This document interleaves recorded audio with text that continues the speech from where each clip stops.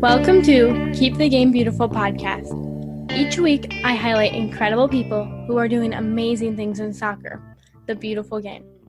I'm Anna Turi, your host. Thank you for listening. Today, I talk with Esse Baharmast.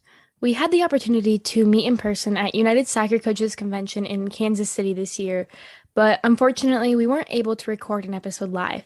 It was really cool to see the referee summit put in place, and I can't wait to see what it becomes.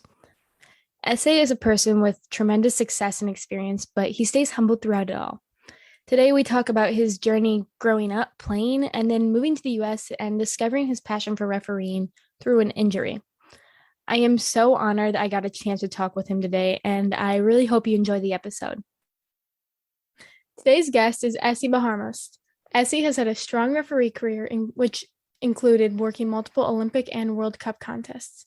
He has mentored, assessed, and instructed for FIFA, Concacaf, and U.S. Soccer. He recently received the Walt Chyzowych Lifetime Achievement Award. Now he is the director of referees for his home association of Colorado. Esse, I'm wondering if you'd like to add anything else or talk about what got you to where you are today.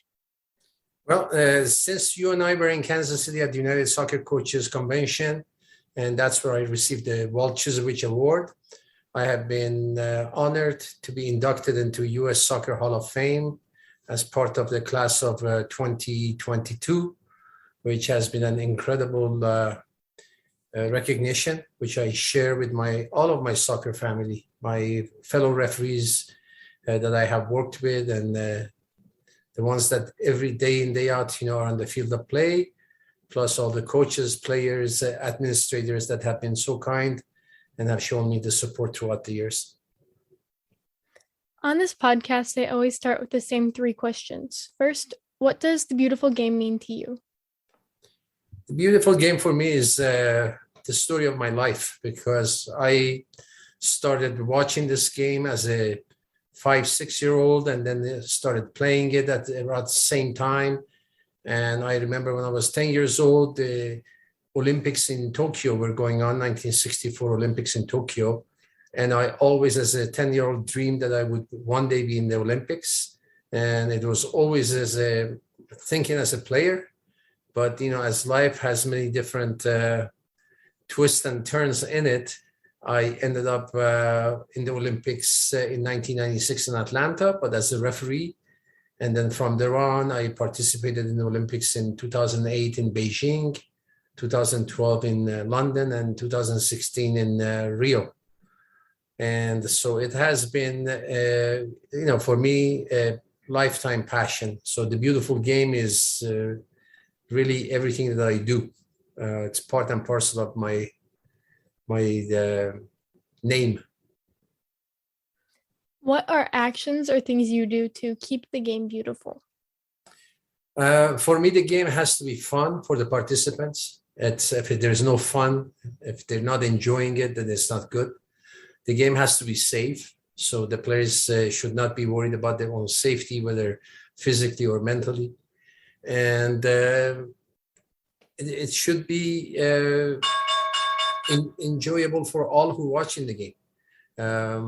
So as a referee, I have to make sure that number one, first and foremost, I guarantee the safety of the players, and I keep it fair. And then, at the end of the game, when they walk out of there and they know that they got a fair shake, and I had nothing to do with the one team winning or losing, and the score, it was what it was supposed to be, based on their abilities and what they did, then, in the long term, I get my enjoyment from watching the players, enjoy themselves, and the fans who come to see them have a wonderful experience for 90 minutes or 120 minutes, whatever the case may be.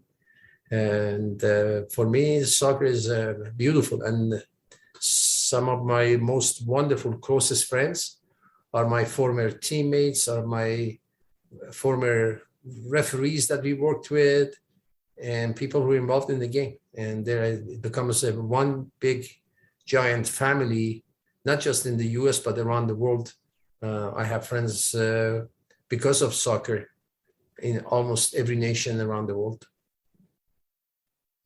How do you encourage others to keep the game beautiful?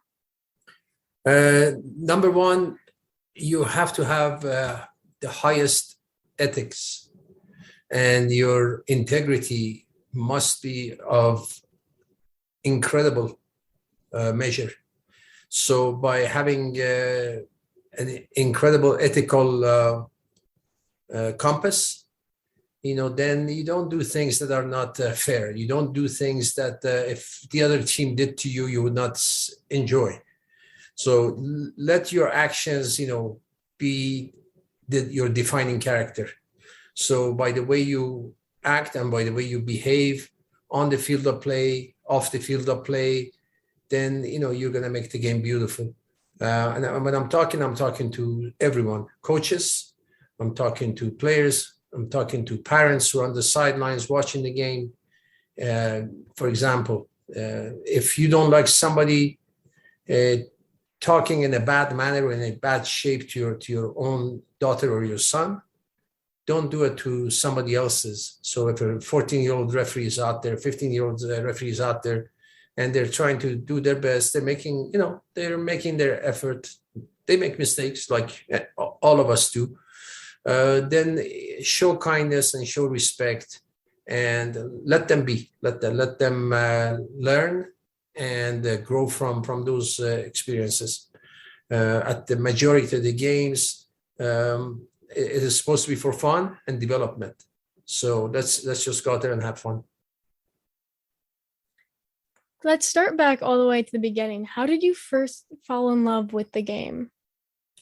I was born in Iran, and in Iran, it's almost an obsession.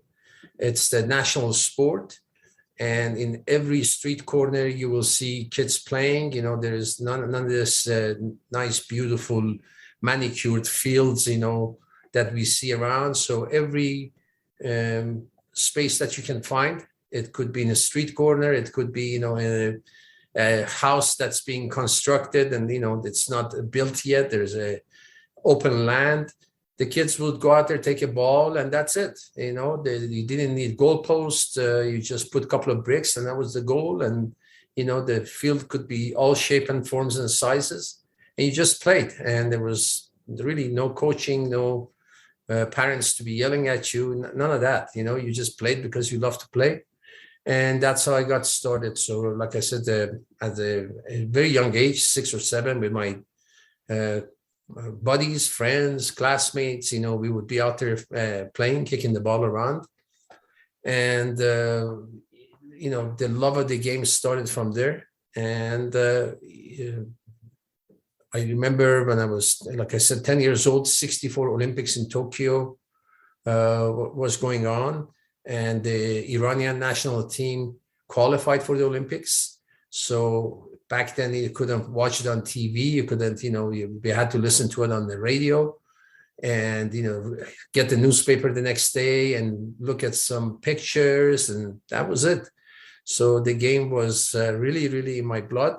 And then the very first World Cup I watched was 1966 from England.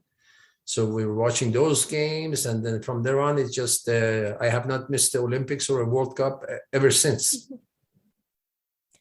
How did growing up playing street soccer affect you as a player?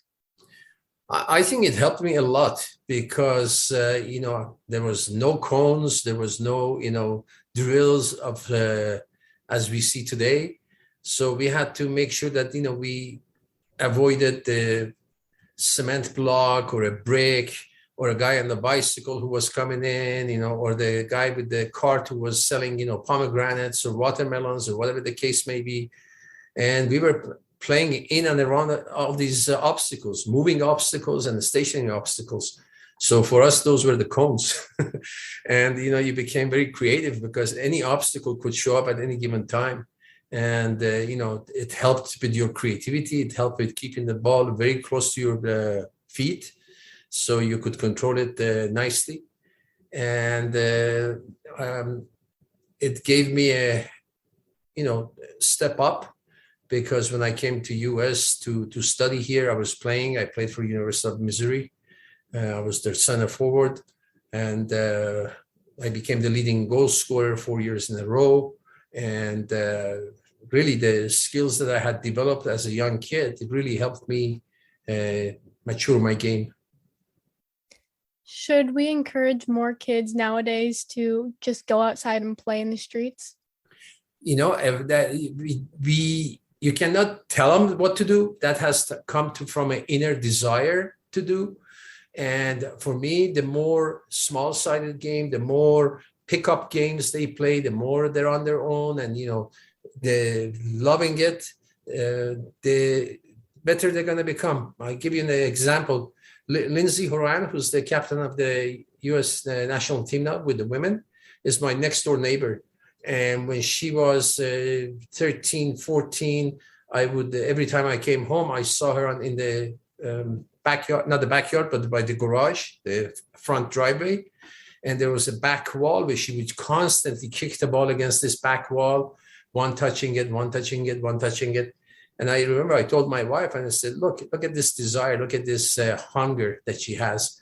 And, never in my wildest dreams would I think that she go as far as she has gone, but that shows the love and the passion that somebody has for playing football, playing soccer. And that inner desire is what really, really makes the difference and makes people go as far as they want to go. Can you see this desire and drive in referees as well? Oh, absolutely. Absolutely. Again, giving you an example, we have a very young referee here in Colorado by the name of JT Belzer. And JT, I remember very first time I saw him, he was 13 years old. He came to one of our clinics, and the questions he was asking were so mature, and you could see the love of the game. Everything he was asking was with passion, and everything he was asking was because he absolutely loved it. And JT now is being seen in different tournaments, traveling the country. And, if he keeps up the same desire, the same discipline, the same work rate that he has shown up to now, he'll be a great referee. And I have no doubt that, he will reach the highest. So it takes that type of love and passion plus discipline and wanting to do the hard work. And that's it. That's the secret sauce. Really, there is not a magic formula in there. Are there any other good attributes you look for in a referee? Yeah, referees need to be very disciplined. Referees need to be calm. Referees need to have a demeanor that a judge has. A judge in the courtroom is in charge, but they know that they're there to make sure that justice is done. It's not about them. Court should not be about the judge. It's about handing out justice according to the laws of the game and correctly. So a referee that is even-tempered, even-keeled, disciplined, with integrity, with the laws of the game, knowing the game, not just the laws, but knowing the game, understanding football, understanding the nuances of the game, understanding what happens when a player gets kicked in the back of the Achilles tendon, and what that pain feels like. So if they feel the same type of pain that the player is experiencing, then they have more empathy. Then they have a better feel. They can walk in the player's shoe and understand their reaction. Why is this player becoming so upset? And, dealing with that and making sure that doesn't happen again in their game. So those are the types of things that I look in a referee. Are there certain attributes that we can possibly teach to referees as well? Yeah, for sure. For me, preparation, to be prepared for everything possible, knowing the laws of the game inside out. So when something happens, they are not worried. Do I know it? Do I not know it? So those things, there are a lot of things that can be done on their own. Fitness is one. Fitness these days, the game has become so fast that the referee has to be able to keep up with the pace of the game for anywhere from 120 minutes, because imagine if a game goes into extra time or one team needs to go to the next round, that's right there 120 minutes plus the added time that needs to be given at 2, 3 minutes, 4 minutes, 5 minutes at the end of each half, maybe. So you're looking at 130 minutes plus. A referee should be so fit that the fitness should not be a problem. Knowing the laws of the game should not be a problem. They should know the teams, the players, if a coach is making a substitution, why, what type of impact it's going to have on the game, when the team is up, when the team is down. All of those things come into this. So a lot of preparation, a lot of studying before you even go onto the field of play.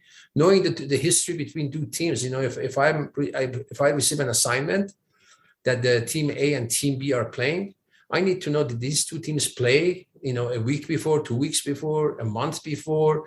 Was the a clean game? Did everything become crazy? Were they red cards? Did the players hit each other? Was there, nasty words exchanged? All of that. So I don't go into a game very naive and thinking, oh, this is just another game. So just having that background to be ready, to keep your guards up. Okay, not to punch and prejudice yourself, no, but just to have the guards up so you don't get surprised in the game. Have you ever gone into a game not fully knowing what you're getting yourself into? Well, fortunately for my background, because I played and then I was a coach also. So I have my national B license, coaching license from U.S. Soccer Federation. So having all of that is a background that really helped me. Before I walked into the field, I would watch the teams even in the warm-up, and immediately I could tell which player has the better skill, the ball control, which players did not have. So right off the bat, even if I didn't know the teams, if I didn't have the rosters from before, it was a team that just came from someplace, let's say a youth game, in Dallas Cup, all of a sudden it's a team from, I don't know, maybe California or Minnesota. By just observing the players in the warm-up, the way they were, taking the pass, dribbling, shooting, anything like that, immediately I had a sense of the level of the player's skill. And then I immediately, from a coaching background, I knew where the ball was going to go, who was going to receive the ball, where they were going to distribute it. So this being three-dimensional from the playing side and the coaching side and the refereeing side gave me the leg up to be prepared for the majority of the matches that I was doing. Do you think good players can also make good referees? I would recommend players to at least do some refereeing, because when they do that, a couple of things, they become better familiar with the laws of the game.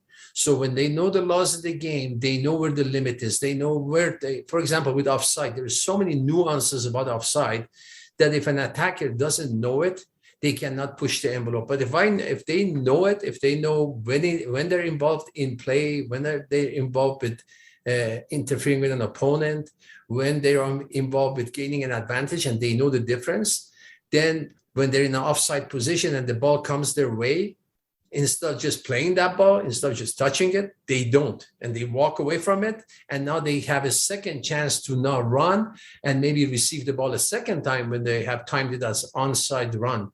So something like that, if the players know, if they become referees, it's a wealth of knowledge. And a lot of them, good players also, because they understand the game, because they have a feel for the game.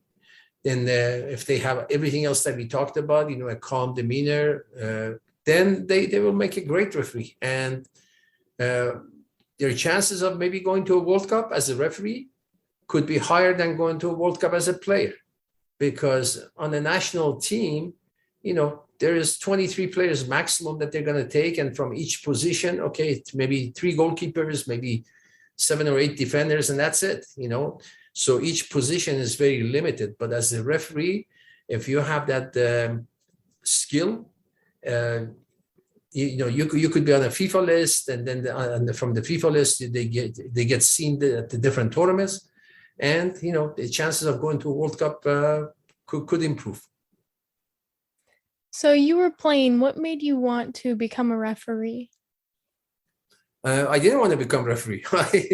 I wanted to play. I wanted to play and coach. And in one of the games, the goalkeeper made a tackle on my leg and broke my tibia and fibia.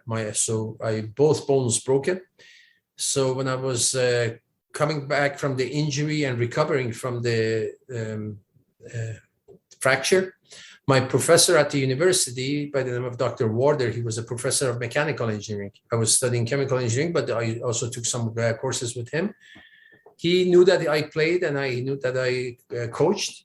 And he told me, he says, you know the game, and we have a youth league here in Columbia, Missouri. And, while you're recovering from your injury, wouldn't it be nice if you refereed some games? You just walk around and, blow the whistle. And I said, okay, I'll give it a try. And that was it. That was the start. And I loved it. I absolutely loved it from the start. And because I knew the game, I went through the ladders very quickly, from the youth games to doing high school, college games, and then professional, amateur, indoor, outdoor, every game that you could imagine, I refereed. Did you have a moment that you knew you could take your game to the next level?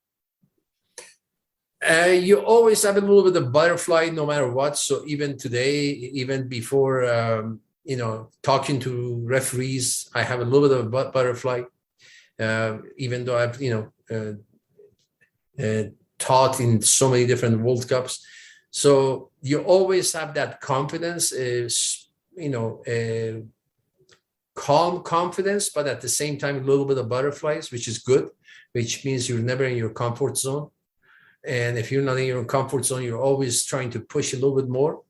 So, but for me, the magic moment was in 1996 in Atlanta, because when I was at the Olympics, I told you from a young age, I wanted to be in the Olympics. And the very first game that they gave me was a game between Australia and Saudi Arabia. So the game was not, it was a good game, but it was not at the highest level that I would like, something more challenging. And the next match was Brazil-Nigeria. And this is when Brazil has all the players with Ronaldo and Bebeto and Nigeria, the golden generation. And that's when I told myself before the game, I said, all your life you wanted to be in the Olympics, competing with the top of the top of the top. It doesn't get any more top than this, okay? So this game is for you. Go out there and show yourself and nobody else. Just show yourself that you have what it takes to be here with the stars of the game at the highest level. And it was a high-risk game, not an easy game, but I managed the game very well. No yellow cards in the game. I managed the players, talking to them, and the only goal of the game came to Brazil. Ronaldo got held top of the penalty area. I gave him an advantage. He broke free, scored the only goal of the game, and everybody was, like, wow, this is incredible. And because of that match, then I was given the semifinal game between Argentina and Portugal. Again, another two top teams at the time. Argentina with Diego Simeone, who's now coaching Atletico Madrid. So a high-risk game because the winner would be playing for the gold medal. And I had to know everything about the teams and the players. And I managed that game as well with no problems whatsoever. Argentina won the game and went to play for the gold medal match. How much preparation before these high-level games do you have to do with fitness and your research and just updating yourself on the laws of the game? Yep. So excellent question. Fitness is like your passport. It's like if you want to travel the world, you need to have a passport. You cannot go to the airport and say, here I am. I have money. I got my airline ticket. I got my reservation. I want to go. The first thing they're going to ask you is your passport. Okay. And fitness is your passport. That's something that you can do on your own. There's nobody watching, whether it's 5 a.m, 6 a.m, 6 p.m, rain, snow, wind, indoor, outdoor, you have to be out there and, training. So my training was never a problem. As a matter of fact, I wanted to be ready to do 2 matches back to back if I had to. So when it came 125th minute of the match, because we were playing in added time of the extra time, that, I didn't want to fall behind a player who was going to go one-on-one with the goalkeeper, and I would miss the angle because, I was out of shape.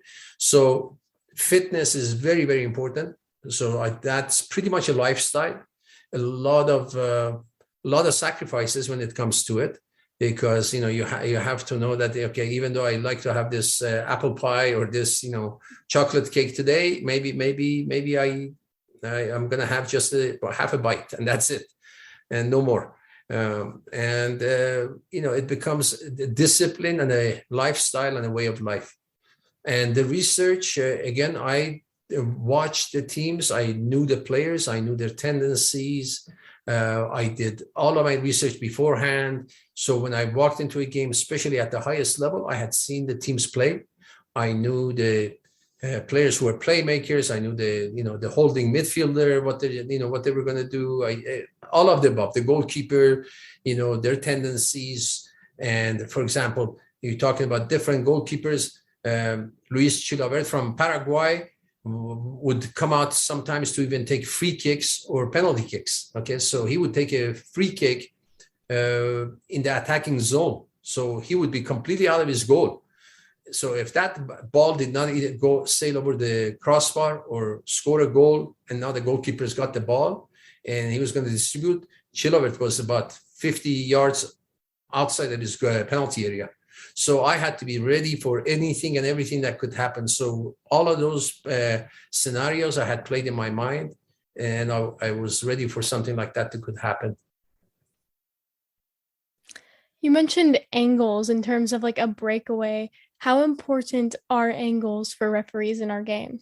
They're absolutely essential.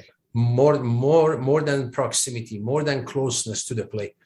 Because, for example, if I keep my hand here and I put my finger behind, because of your angle, you cannot see how many fingers I'm showing, right? But once I turn it around, and now you have the angle, you can clearly see it. So it is your position did not change. Your position is exactly the same where you were, right? But now, based on this, you have an angle, you can see it or you cannot see it or miss it. So angle of view is essential, absolutely essential, to be able to see between the two players. So one of my, I guess it's be my signature to the day that I leave this world, is the penalty I called against Brazil in the 89th minute of the match, in the match between Norway and Brazil. And the reason for me to be able to see it so clearly and be able to call it without any hesitation was because I was looking right between the two players. I was looking exactly where Tor Andre Flo, the attacker from Norway, was going to go up for a head ball, and where the defender was grabbing him by the jersey from behind. So I had clear angle. And I knew where the ball was going to go. The moment the ball was crossed into the penalty area, I wasn't going to watch the ball. I knew where the ball was going to land. So my total focus was immediately on the drop zone of the ball, and I had the angle to be able to make the call. The reason that it became such controversial was because all the camera angles that they had, and they were broadcasting the game at the time, none of them had the correct angle. They were showing it, from behind the defender's back, from the front of the attacker, but not the angle that needed to be shown. So out of 16 cameras that they had, they were not, either they didn't have the right angle, or they chose not to show the right angle. And luckily for me, the Swedish television that had a camera behind the goal had my reverse view. So the view that I had, they had the reverse view from behind the goal. And that's what the photo and the video that, saved the day for me. This made you a very hated guy for a few days. What was it like being hated, but knowing your decision was the right one? Well, for 36 hours, I was everything from a thief to incompetent to somebody who had, prejudice against, teams from Africa, because of this penalty. Morocco, that had won the match at the same time against Scotland, they got eliminated. So they could not. So whatever conspiracy that you wanted to think of, they printed in the paper, from, me having received money to, being incompetent to, not wanting a team to go through and all of that. And for 36 hours, it was absolute misery. Something I don't wish upon my worst enemy. It's just not something that you want from, entire world media. And it wasn't just like France or Morocco. It was everywhere. Not Irish news time, that didn't even have a team in the World Cup, would say, "Congratulations, Esse Baharmast, you just received the worst referee decision award of the tournament," or something like that. So it was crazy. But knowing that I don't make that kind of crazy call just willy-nilly. I have to be sure of it. And we're not talking, small pulling or small pushing. No. The shirt, if you watch the video or see the picture, the shirt is like a sail on a sailboat. It's about 1 meter pulled outside this way. And, you make the call and you say, I saw it, I did it, I called it. And if I have to do it again, I'll do it again. I wouldn't change a thing. And then hopefully you have the support of your friends and family who are there for you, and which I did for my family, my wife, who's like, okay, she only asked one question. Okay, that's all I ask you. If you had to do it again, will you do it again? And my answer was yes, 100%, again and again. And she's like, that's it. You have a clear conscience then. You don't have to worry about it. And 36 hours later, the video came out, the picture came out now. But the same people who were calling me incompetent and a thief were nominating me as one of the best referees in the world that has X-ray vision and laser eyes and can, see something that 16 cameras don't see. And I should do the World Cup final and all of that stuff. So it's amazing how you go 180 degrees from being a goat to being GOAT. So, and for those who don't know goat and goat, from a goat, the old goat, to the goat that the teenagers use these days, which is the greatest of all times, right? Yeah. Okay. It must have been very relieving to see that your decision was right and that the whole world finally believed you. Well, yeah, absolute vindication for me because, for 36 hours, I was, again, under attack by everyone. And including broadcasters who were my friends who I had refereed in the US.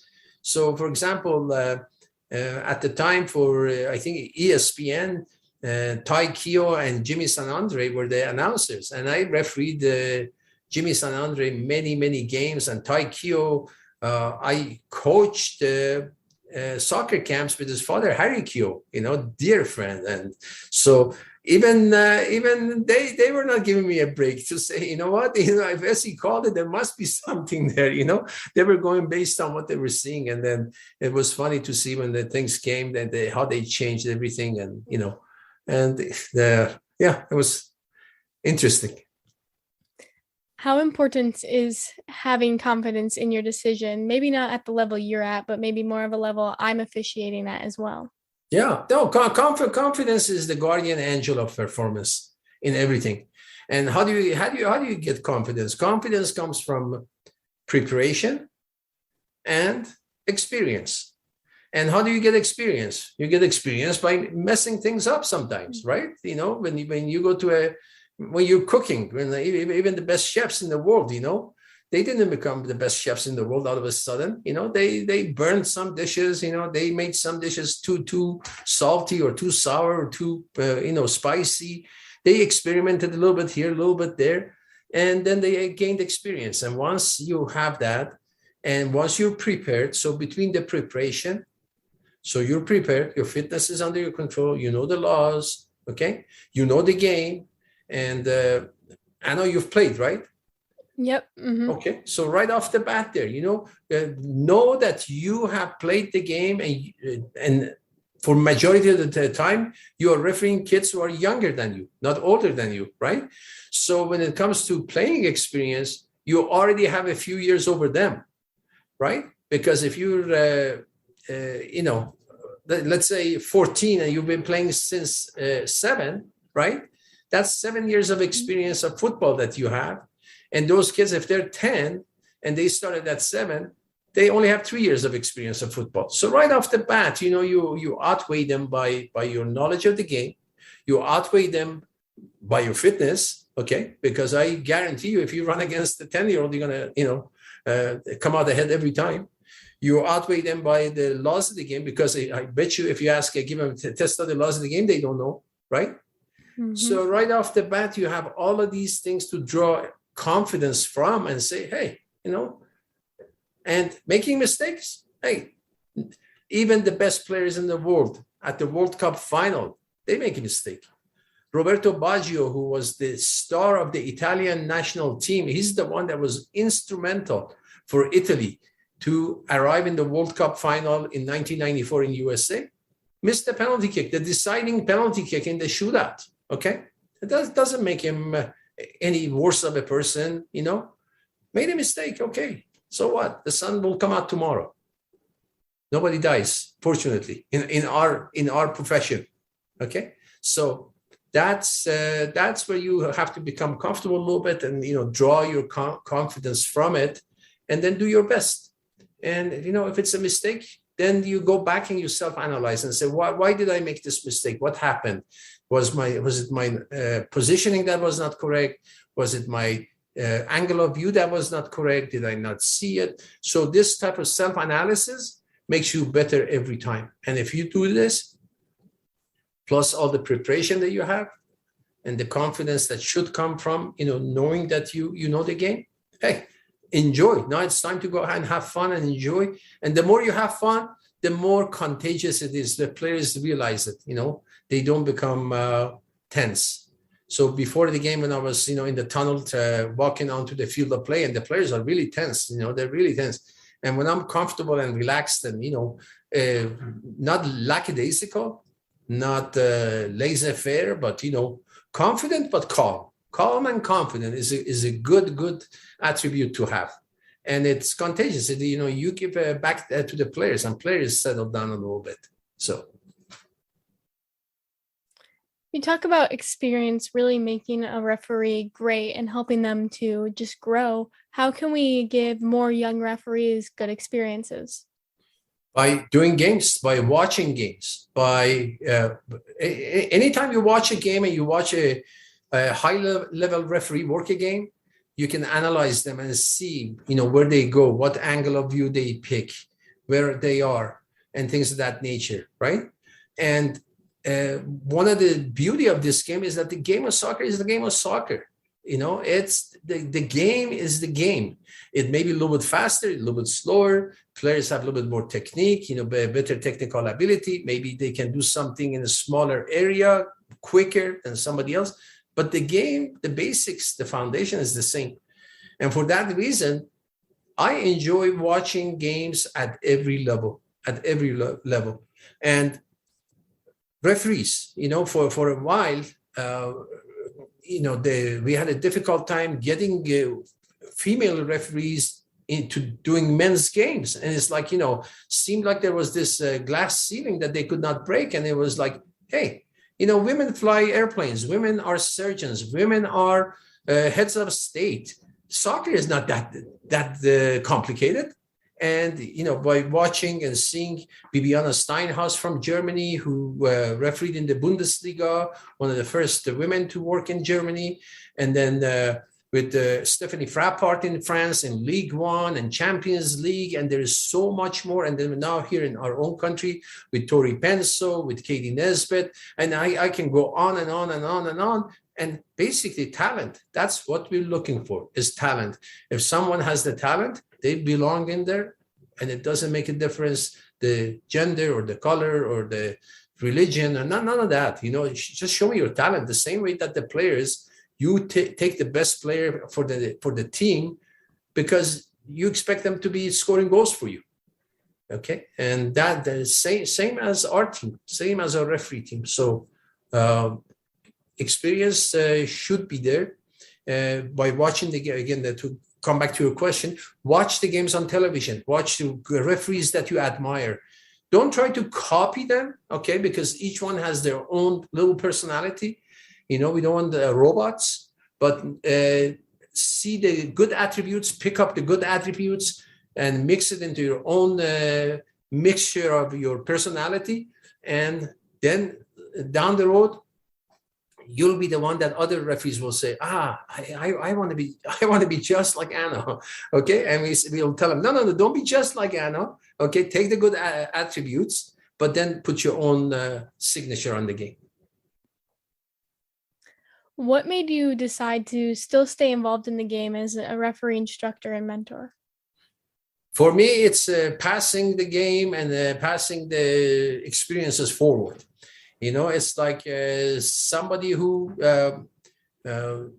loves the game. They cannot stay away from it. So a lot of fantastic coaches were players. And then once they retired, they stayed with the game because they wanted to make sure that they pass on their experiences to the other referees, to the other players. And those players sometimes become better than the coach.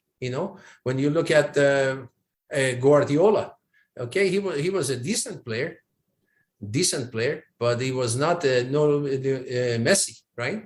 And he was no Ronaldo. But he brings other attributes into the game where he gives it to the players and makes sure that those players also reach their highest. And that's what we're looking for. So I look forward to passing on this experience that I've had from all these World Cups and the FIFA tournaments, seminars, to younger referees who want to reach as high as they want to go. And my reward is to see them reach their highest potential, whatever that highest potential is. If they want to do the final of the high school, then that's it. Okay, fine. If they want to do the high, regionals, that's it. Okay, no problem. If they want to do nationals, if they want to go to World Cup, I am there to make sure that they reach their own World Cup potential. Their own World Cup potential may not be somebody else's World Cup potential. So, but once they reach that, for me, that's reward. Before we wrap up, can you talk a little bit about what it's like to be inducted into the Hall of Fame recently? Oh my God, it's an absolute incredible honor. One that I don't take it so lightly. When you look at the names of the people who have been inducted into Hall of Fame, from the players that I watched as a kid, 1970 World Cup, I was watching the World Cup from Mexico on television, and Beckenbauer and Pelé were players that I idolized, and they are in the U.S. Soccer Hall of Fame because they played with New York Cosmos in the NASL in the U.S. and helping the game. And then coaches and players from U.S. who have been with the national team, who have achieved incredible honors. Administrators, people who brought World Cup into this country. My dearest boss, Hank Steinbrecher. Hank Steinbrecher was the General Secretary of the U.S. Soccer Federation when we had the 94 World Cup, the men's, and also the 1999 World Cup women's in this country. Absolute incredible event. When FIFA gave us the 94 World Cup, they were worried. They thought that we were going to have half-empty stadiums. They didn't know we were going to put on the best show ever in the world. So people like Hank Steinbrecher and Dr. Bob Conteguglia, who was our president, and people like this who are in the Hall of Fame, for me to be, mentioned in the same breath with them, it's just awe-inspiring and so humbling. And I know that I did not get this on my own. There were people before me who made this road much easier for me to get there.